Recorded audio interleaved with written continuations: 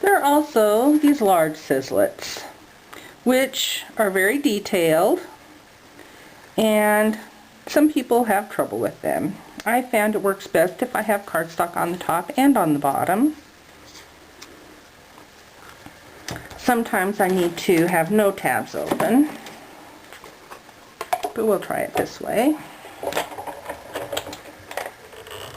And you do have to strain a little bit more to cut.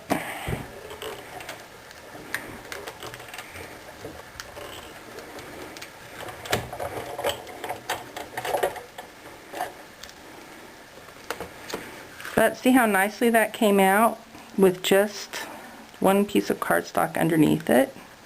You do have to peel it off very gently though.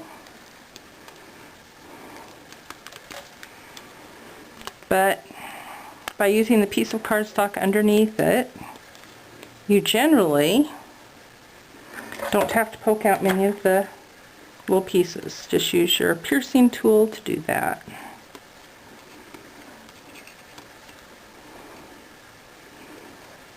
Anyway, I really do like these detailed sizzlits. To clean your sizzlet when all the paper gets stuck in, just use your piercing tool, poke and pull. I usually save doing this for when I'm watching TV. Okay, we are finally to the originals and Bigz dies. Here's an original Bigz die that it's the square duo die. It has cutting lines only. And I must have been using glimmer paper on it because it's sparkly. Sandwich for Bigz dies is really easy. Cutting plate on the bottom, Bigz die. Yeah, might help if I get cardstock. Oh, we'll use this one.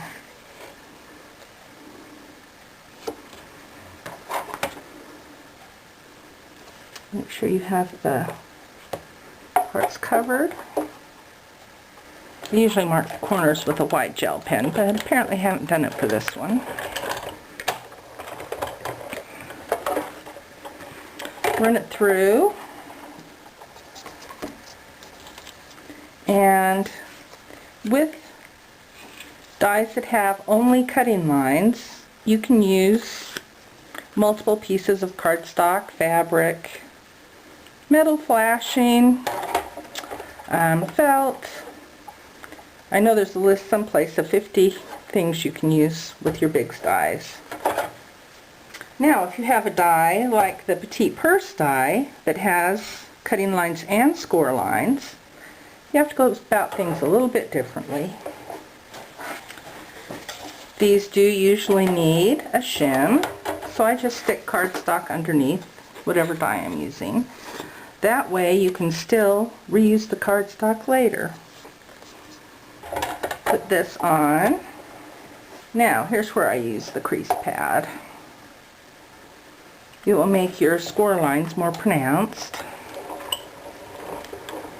Just run through your big shot as usual. When you are using the crease pad, you need to lift it gently, make sure it cut all the way through. And you do that by pulling up the outer cardstock. Okay, there was one little part that didn't cut through all the way. So I'll just stick an extra little piece of cardstock down there. And put my crease pad, might as well do that end first.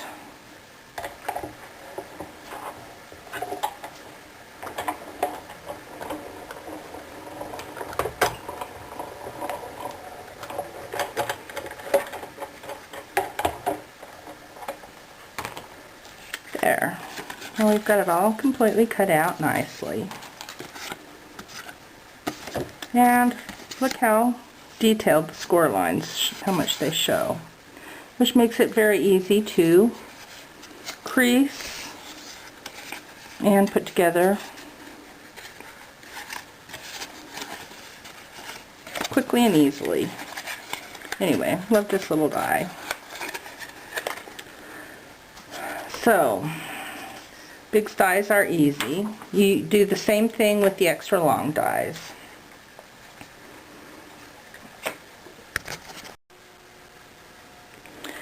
Okay, let's discuss storage of all of our Big Shot accessories. I store my originals and my Bigz dies just in a shoebox. I've labeled the one end so that I can just find them quickly. Some of them are labeled big enough, but sometimes I've written on both sides so that I can find them quickly. I really don't like digging through stuff when the creative juices are running. My large and my extra large dies, I have these large inserts that Stampin' Up! Sells. The product number is 120801. Anyway, I use those to hold the dies up. Anyway, they fit one in there. Fits nicely. And I have also labeled the end of these so that I can tell which size they are. And I have them alphabetical so that I can find them easier. I store my Sizzlits and my Embosslets in the small insert that Stampin' Up! Sells. And this too is just sitting on my shelf. So I can grab it and take it wherever I want. There's little slots, as you can see, and things fit in nicely. Sometimes, like in the spring catalog, there's a cute little clear whale that comes with that coordinates with the O Whale stamp set. In this case, I just keep the little clearlet right with the stamp set. So since I'm going to be using them together anyway. I don't know how to do this one, but I found this nifty little contraption in Target in the bathroom section. It has these little plastic drawers, although technically I really don't use them as drawers, but they hold my stuff.